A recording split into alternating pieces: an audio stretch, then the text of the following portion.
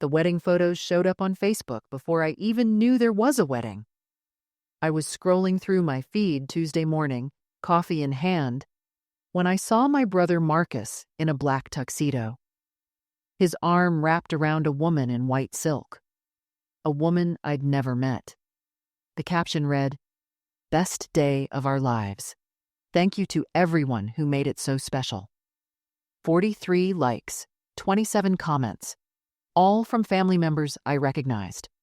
My Aunt Carol. "Beautiful ceremony. So happy for you both." My cousin Jennifer. "The venue was gorgeous. Thanks for including us in your special day." My own mother. "Welcome to the family, Sarah. Can't wait to make more memories together." I stared at the screen until the coffee turned cold in my hands. Marcus got married. Everyone was there. Mom, Dad, my sister Rachel, all our cousins, even distant relatives I hadn't seen in years. The whole Blake family, smiling and celebrating. Everyone except me. I hadn't received an invitation. I hadn't received a phone call. I hadn't even known he was dating someone seriously enough to marry her. The woman in the photos, Sarah, apparently, was a complete stranger to me. Yet there she was, surrounded by my entire family, looking like she belonged more than I ever had. My hands started shaking. I refreshed the page, thinking maybe I was seeing things wrong. Maybe this was some kind of mistake, some cruel joke the universe was playing on me. But no. The photos multiplied. The comments kept coming. Extended family members posting their own pictures from the reception. I saw my grandmother dancing with Marcus. I saw my father giving a toast, his face beaming with pride. I saw my sister Rachel as maid of honor, holding a bouquet that matched the bride's. How long had they been planning this? How many family dinners had they discussed flowers and venues while I sat right there at the table? How many times had my mother helped with wedding preparations when I called to check in? The betrayal hit me like a physical blow to the chest. I couldn't breathe properly. My vision blurred. I scrolled through every single photo, torturing myself with each image. There was Marcus cutting the cake, Marcus dancing with our mother, Marcus laughing with our father. All the moments I should have been part of.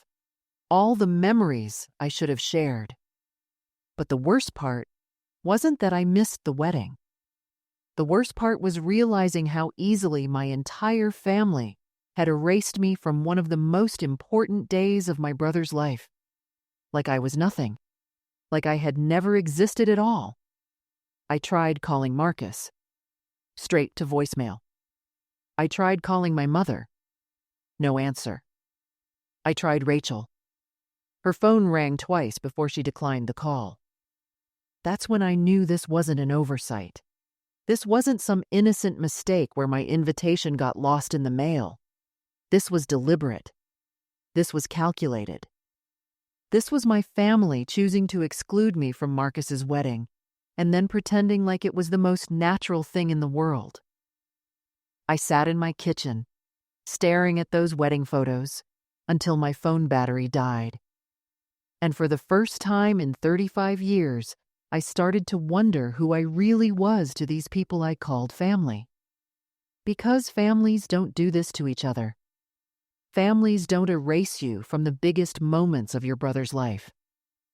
Families don't smile and celebrate while deliberately breaking your heart. So what did that make them? And what did that make me? My name is Samantha Blake, and up until that Tuesday morning, I thought I knew exactly where I stood in my family. I was the middle child. Marcus was 2 years older, Rachel 3 years younger. Growing up in Portland, Oregon, we were the classic suburban family. Dad worked construction. Mom stayed home until we were all in school, then took a part-time job at the local library. We lived in a blue house on Maple Street with a swing set in the backyard and a golden retriever named Buster. I was always the peacekeeper. When Marcus and Rachel fought, I mediated. When Dad came home stressed from work, I made sure the house was quiet. When Mom felt overwhelmed with 3 kids, I helped with laundry and dishes without being asked. I was responsible, Samantha. Reliable, Samantha. The one who remembered everyone's birthdays and organized family gatherings. But looking back now, I can see the signs I missed. Or maybe I saw them and chose to ignore them, like how Marcus never called me directly. He'd always go through Mom or Rachel if he needed something. "Tell Sam I need help moving," he'd say. Never, "Can you ask Sam to call me?" Or how, at family dinners, conversations would pause when I walked into the room. Not stop completely, that would have been too obvious. Just pause, like they were waiting for me to leave so they could continue whatever they'd been discussing. Rachel was particularly good at this. She'd be deep in conversation with Mom about something, and the moment I sat down, she'd switch topics. "Oh, Sam's here. How was work today, Sam?" Always with that bright, artificial smile. I told myself they were protecting me from something. Maybe work drama or some family gossip I didn't need to worry about. I was the sensitive one after all. The one who took things too seriously, who worried too much about everyone else's feelings. Mom used to say I was too empathetic for my own good. Dad would joke that I cared more about other people's problems than my own. I thought these were compliments. I thought they meant I was loving, considerate, selfless. Now I realize they might have been warnings. The thing about being the family peacekeeper is that you become invisible. You're so focused on making sure everyone else is happy that you forget to check if anyone's worried about your happiness. You become the emotional janitor, cleaning up after everyone else's messes, and after a while, people stop seeing you as a person with your own needs. They just see you as a function.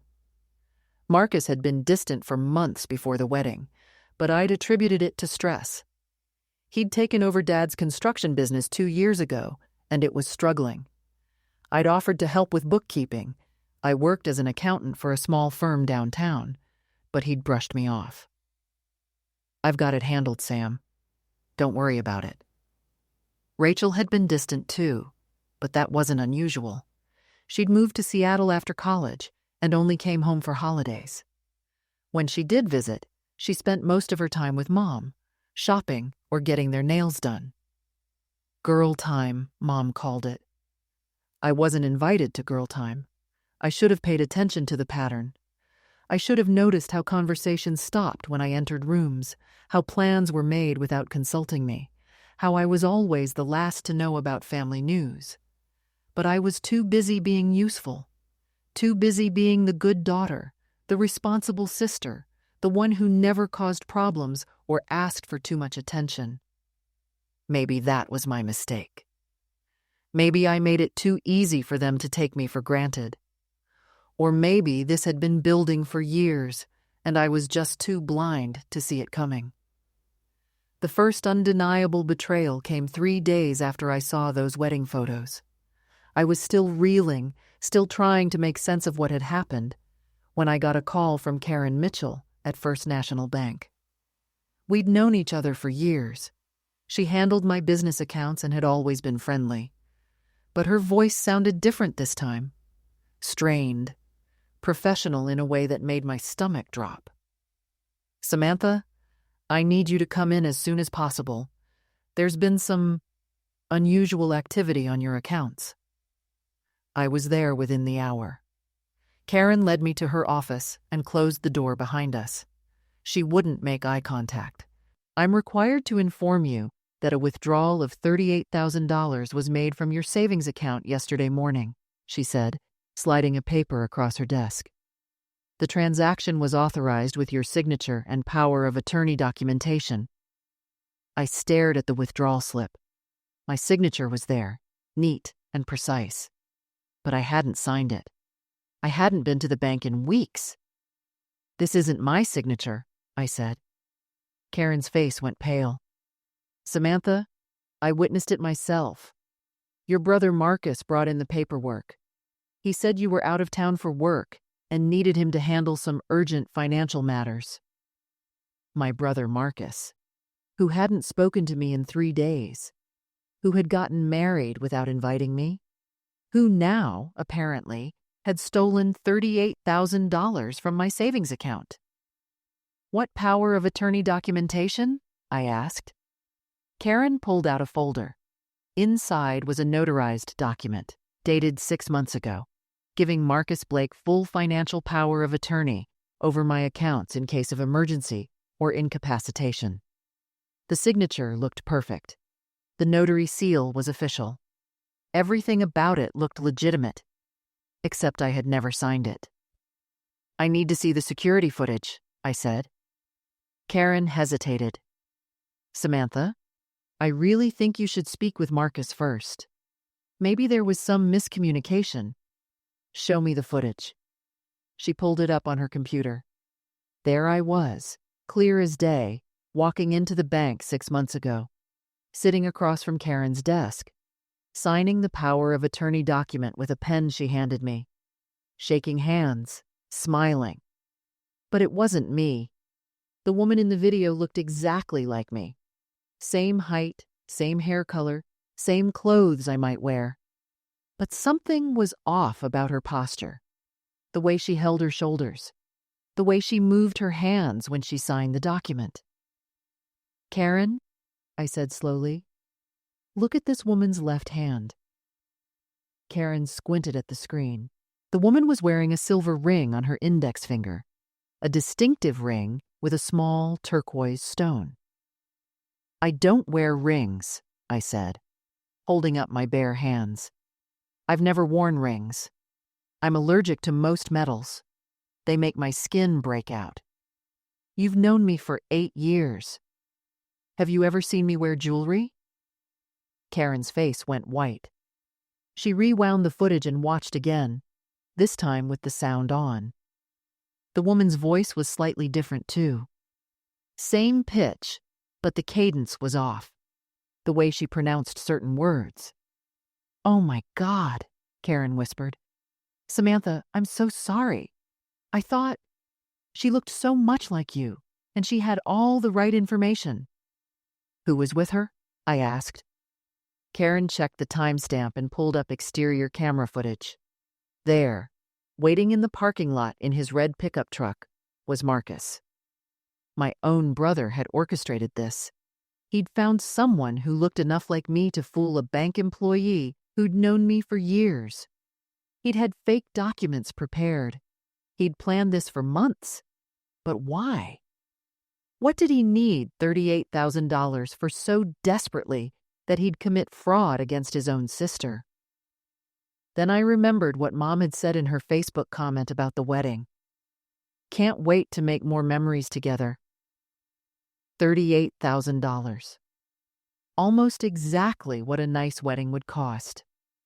Marcus had stolen my life savings to pay for the wedding I wasn't invited to. I sat in that bank office, staring at the security footage of some stranger impersonating me, and felt something crack inside my chest. Not break. Crack. Like the first hairline fracture in a windshield before the whole thing shatters. I want to file a police report, I said. Samantha, are you sure? This is your brother we're talking about. File the report. I called Marcus from the parking lot of the police station. This time, he answered on the second ring. Sam, hey, I was just thinking about calling you. How are you? His voice was casual, cheerful even. Like he hadn't just committed fraud against me. Like I hadn't just discovered his wedding through Facebook. Like everything was perfectly normal between us. I know about the money, Marcus. Silence. Then, what money? $38,000 from my savings account. The fake power of attorney. The woman you paid to impersonate me at the bank. Another long pause. When he spoke again, his voice had changed. Colder, more careful. Sam, I think you're confused. Maybe you should sit down and... I have the security footage. Look, he said, and I could hear him moving around, probably pacing. This is a misunderstanding. Yes, I used your account, but it was temporary. I was going to pay it back before you even noticed. You stole my life savings to pay for your wedding, the wedding you didn't invite me to. Jesus, Sam, is that what this is about? You're upset about the wedding? The casual dismissal in his voice made me see red. Upset? Marcus, you excluded me from your wedding and then robbed me. How exactly should I be feeling right now? The wedding was small, immediate family only. Rachel was maid of honor. Rachel's different. How is Rachel different? He sighed like I was being difficult. Look, Sarah didn't know about you, okay? She doesn't know about your situation. My situation? Come on, Sam. Don't make me spell it out. But he was going to have to spell it out because I genuinely had no idea what he was talking about. I'd never been arrested, never been in rehab, never done anything that would embarrass the family. What situation, Marcus? The medication, the episodes, the way you react to things. My blood ran cold. What are you talking about? Mom told Sarah about your mental health issues, about how you can get unstable when you're stressed, about the antidepressants and the anxiety attacks. Sarah was worried about having someone unpredictable at the wedding. I couldn't breathe. I'd been on a low dose of sertraline for mild anxiety for 2 years. My doctor had recommended it after I'd had a few panic attacks during tax season at work. It was hardly a mental health issue. Millions of people took antidepressants. But somehow, in my family's narrative, I'd become the unstable sister, the one who couldn't handle stress, the one who might cause a scene at a wedding. I don't have mental health issues, I said. Sam, you had a complete breakdown at Christmas dinner last year. I cried because you made fun of my job in front of everyone. See? You're getting emotional right now. This is exactly what Sarah was worried about. The gaslighting was so smooth, so practiced, that for a moment I almost believed him. Maybe I was overreacting. Maybe I did get too emotional about things. Then I remembered the $38,000. None of that justifies stealing from me, I said. I told you, I was going to pay it back. With what money? Dad's business is failing. You can barely make payroll. How do you know about payroll? Because I'd been helping with the books for months, I wanted to say. Because I'd been covering checks and managing accounts receivable while you pretended to have everything under control. Because I'd been keeping your business afloat without any credit or recognition. But instead, I said, it doesn't matter. I want my money back by Friday, or I'm pressing charges. You can't press charges against family, Sam. Watch me. I hung up and sat in my car, hands shaking. 20 minutes later, my phone rang. It was Mom. Samantha, honey, Marcus told me you two had a little misunderstanding. A little misunderstanding? He explained about the money, about how he was trying to help you with your taxes, and there was some confusion with the bank. Mom, he committed fraud. Don't be dramatic, sweetheart. He's your brother. Brothers and sisters help each other out. Help each other out? I wasn't even invited to his wedding. Her voice got that patient, condescending tone she used when she thought I was being unreasonable. The wedding was very small, Sam. You know how expensive these things are. They had to limit the guest list. But everyone else was there. Even cousin Jennifer was there. Well, Jennifer's been part of Sarah's life for months now. They've become close. Months. They'd all been part of Marcus's relationship for months, while I remained completely in the dark. Why didn't anyone tell me he was even dating someone? We thought it was better to wait until things were more serious. You know how you get attached to people. How I get attached to people. Like caring about my brother's happiness was some kind of character flaw. I need my money back, Mom. Honey, maybe we could all sit down together and work this out. As a family. No, I said. Friday. Or I call the police. Samantha Blake, don't you dare threaten your own brother after everything this family has done for you. The line went dead. Friday came and went. No money, no call, no apology.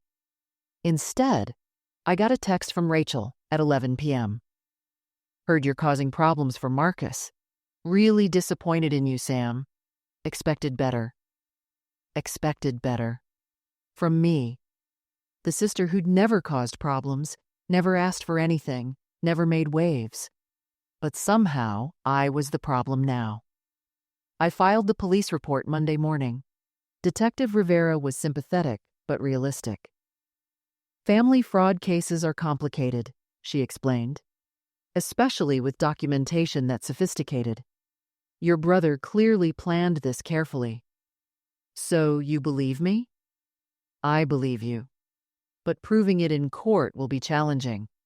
The fake ID, the impersonator, the forged documents. That takes resources and connections. Your brother didn't do this alone. She was right. Marcus wasn't smart enough to orchestrate something this elaborate by himself. Someone had helped him. Someone with access to professional document forging. Someone who could find and hire a convincing lookalike. I started digging into Dad's business finances that week. I still had access to the QuickBooks account. Marcus had never bothered to change the password. What I found made my stomach drop. The business wasn't just struggling. It was hemorrhaging money. 3 months of unpaid supplier bills, overdue equipment lease payments, payroll taxes that hadn't been filed in 6 months. They weren't just facing bankruptcy. They were facing criminal charges for tax evasion. But there was something else. A series of cash deposits over the past 8 months. 20,000 here, 15,000 there. Always in amounts just under 10,000 to avoid federal reporting requirements. Over $200,000 in unexplained cash had flowed through the business account. I called Dad directly for the first time in months. Sam, sweetheart, how are you? We missed you at the wedding. Missed me. Like I'd chosen not to come. Like I'd been invited and simply decided not to show up. Dad, I need to ask you about the business finances. Oh, Marcus handles all that now. I'm mostly retired, you know. Just consulting here and there. Dad, there are cash deposits in the account that I don't understand. Well, you know construction. Lots of clients prefer to pay cash. $200,000 in cash? Over 8 months? Dad, that's not normal client payments. That's money laundering. The line went quiet. When he spoke again, his voice was different. Serious. Almost frightened. Samantha, you need to stop looking at those accounts. You need to stay out of family business. Family business? I've been doing the books for 2 years. Not anymore. Marcus is handling everything now. You don't need to worry about it. Dad, if you're involved in something illegal, I'm not involved in anything, and neither are you. And that's how it's going to stay. He hung up. That night, I got another text from Rachel. Mom says you're harassing Dad about work stuff. Leave him alone. He's got enough stress right now, Mom says. Mom told Sarah about my mental health issues. Mom thought it was better not to tell me about Marcus's girlfriend. Mom, who seemed to be at the center of every conversation I wasn't part of. I called her back. Oh, Samantha, I was hoping you'd come to your senses. Mom, what's Dad involved in? What's the money for? I don't know what you're talking about. $200,000 in cash. Through the business. Is Dad laundering money for someone? Don't be ridiculous. Your father is an honest man. Then explain the deposits. I don't have to explain anything to you. This family doesn't owe you explanations for every little thing. Every little thing. My brother's marriage, my stolen life savings, potential federal crimes, all just little things I didn't need to worry about. Mom, I think you've been lying to me for months. About Marcus, about the business, about why I wasn't invited to the wedding. Samantha, honey, you're spiraling. This is exactly the kind of thinking that worries us. This paranoid, accusatory behavior. Maybe you should talk to your doctor about adjusting your medication. There it was again. My mental health. My medication. My supposed inability to handle reality. I'm not paranoid. I have bank records. I have police reports. I have evidence. Evidence of what? That your family loves you and tries to protect you from things that might upset you. Protect me? You've been lying to me. We've been careful with you. There's a difference. Careful with me, like I was made of glass, like I couldn't handle the truth about my own family. What else have you been lying about? I asked. I think this conversation is over. Mom, what else? But she'd already hung up. I sat in my apartment that night, staring at the bank statements and police reports spread across my coffee table. Everything I thought I knew about my family was crumbling. The loving mother who'd raised me. The protective big brother who'd always looked out for me.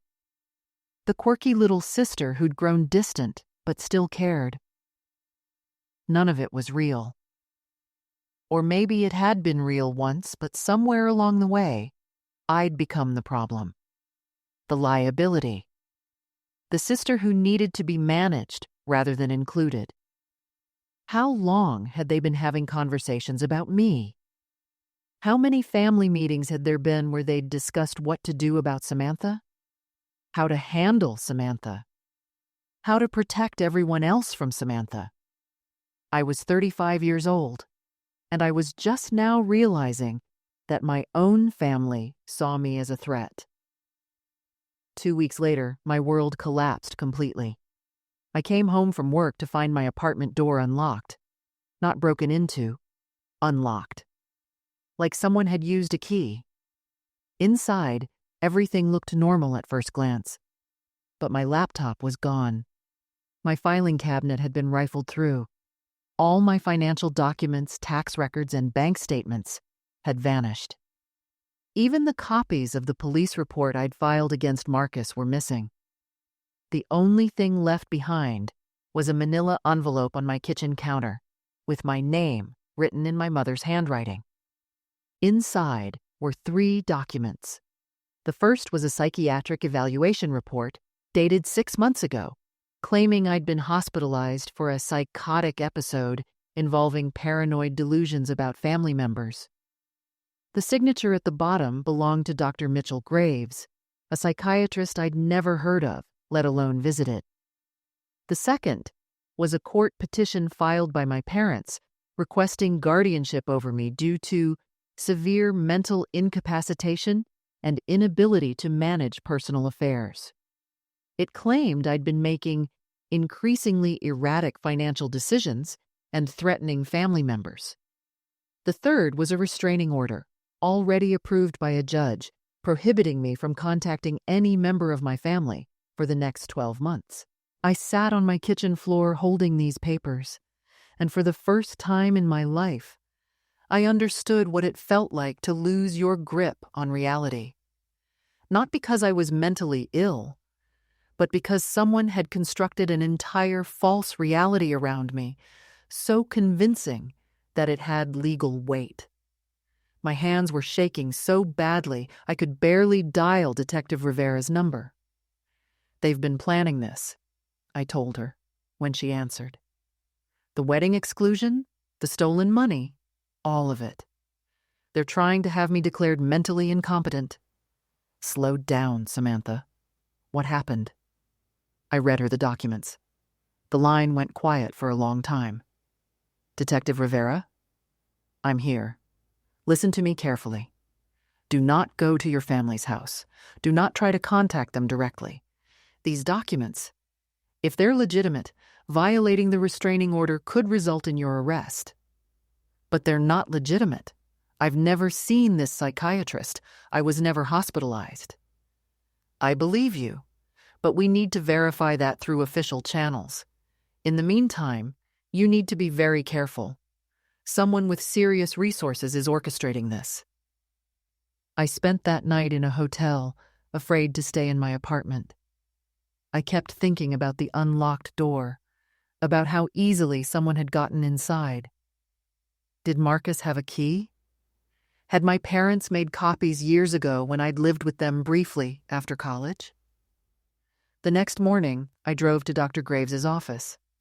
The receptionist looked confused when I asked about my supposed psychiatric evaluation. "I'm sorry, but we have no record of a Samantha Blake in our system," she said.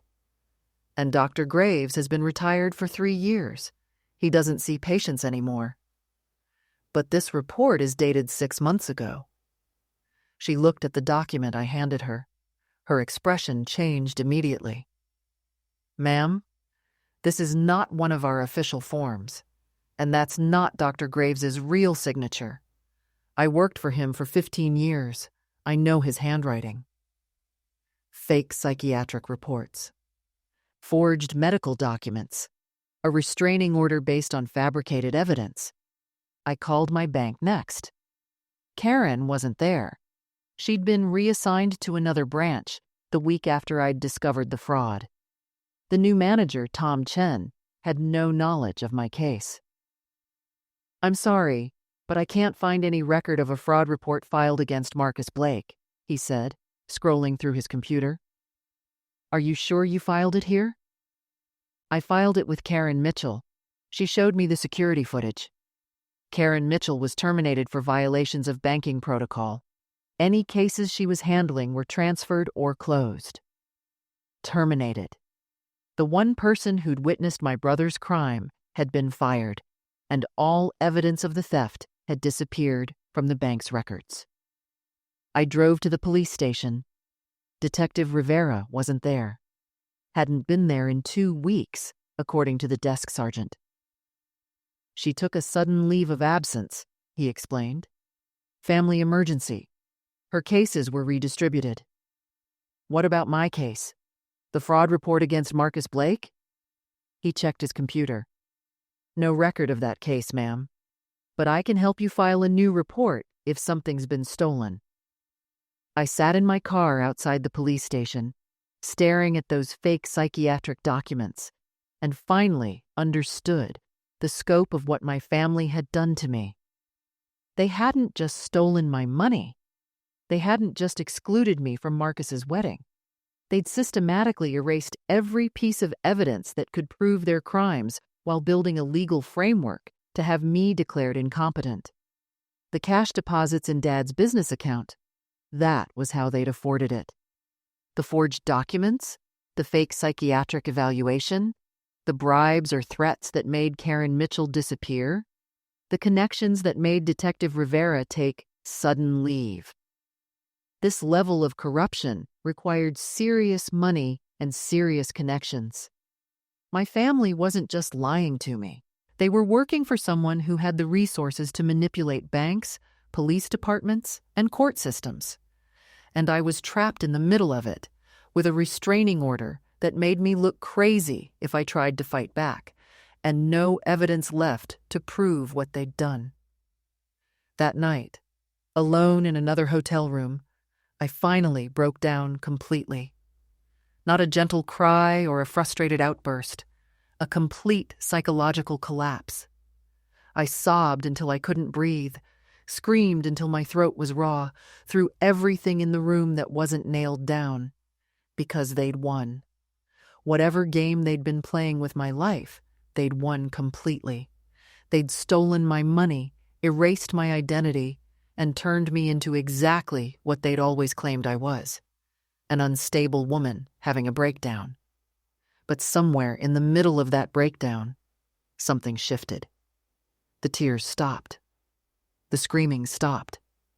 And for the first time in weeks, my mind went completely quiet. That's when I found it, tucked into the back pocket of an old purse I'd brought to the hotel, a business card I'd forgotten about. Detective Sarah Chen, FBI Financial Crimes Division. She'd given it to me 6 months ago when I'd helped her trace some suspicious transactions for a client. I'd helped the FBI once. Maybe it was time for them to help me. I called Detective Chen at 6 a.m. the next morning. She answered on the second ring, which told me everything I needed to know about the kind of person she was. Chen, Detective, this is Samantha Blake. You gave me your card 6 months ago when I helped trace those suspicious transactions for the Morrison case. Samantha Wright, the accountant. What can I do for you? I took a breath. I think my family is involved in money laundering, and I think they're trying to have me declared mentally incompetent to cover it up. Silence. Then, that's a serious accusation. Can you prove it? I had proof. Bank records, security footage, police reports. But it's all disappeared, along with the bank employee who witnessed the fraud and the detective who took my report. I need to see you in person. Can you be downtown in an hour? Agent Chen met me at a coffee shop near the Federal Building.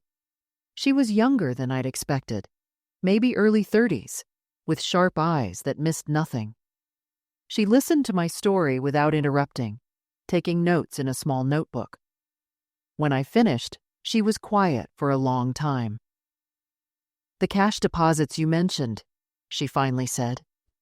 How much total? Over $200,000 in 8 months. That fits a pattern we've been tracking. Small construction companies being used to launder money for a larger operation. She leaned forward.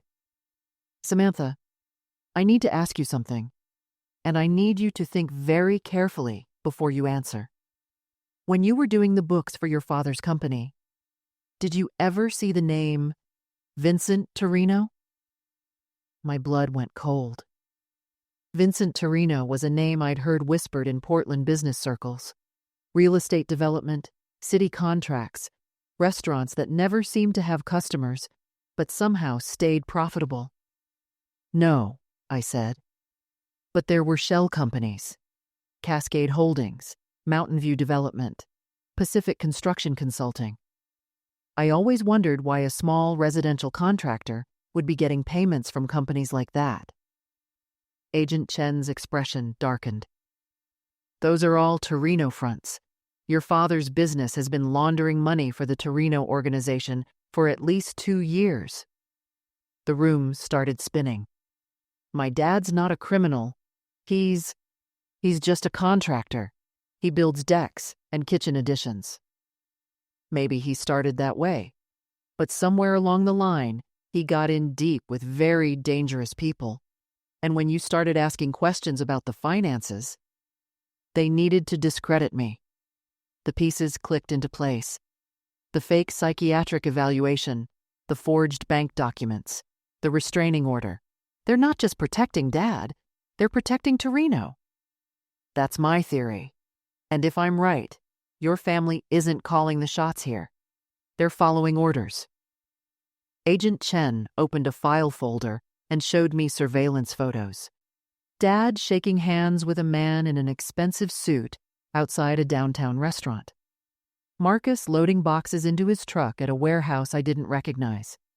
Mom, my own mother, sitting in a parking lot, handing an envelope to a woman I'd never seen before. We've been watching your family for months, Agent Chen said. But we needed someone on the inside who could help us understand the financial structure. Someone who knew the business.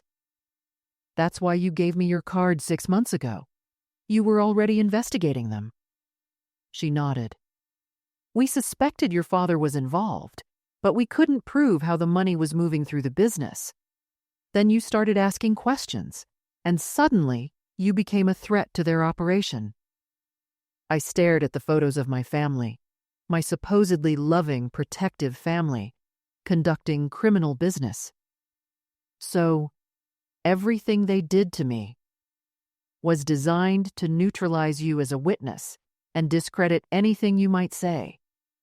The beauty of their plan is that the more you fight back, the crazier you look. Who's going to believe the sister with a restraining order and a history of mental instability? But you believe me. I believe the evidence. And now that I know their playbook, I can work around it. She closed the folder. I'm going to offer you a choice, Samantha. You can walk away right now. Change your name, move to another state, start over. I'll make sure the restraining order disappears and you get your money back. What's the other option? Help us bring down the entire operation, your family, Torino, all of it. But I have to warn you, it's dangerous.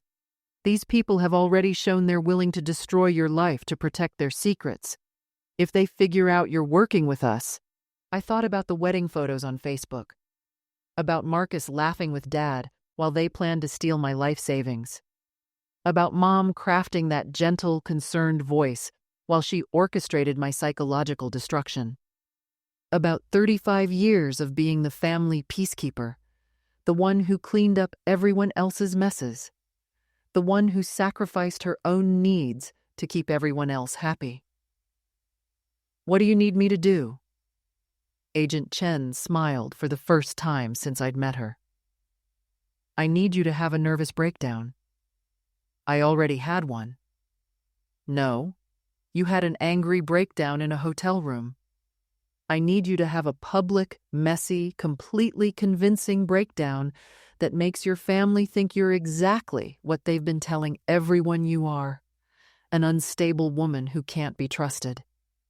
She pulled out another file. We're going to make them so confident they've neutralized you that they get sloppy. And while they're celebrating their victory over the crazy sister, we're going to document every crime they've committed for the past 2 years. I looked at the surveillance photos one more time. Dad, Marcus, Mom, Rachel, all the people I'd loved and trusted and sacrificed for. All the people who'd decided I was disposable. When do we start?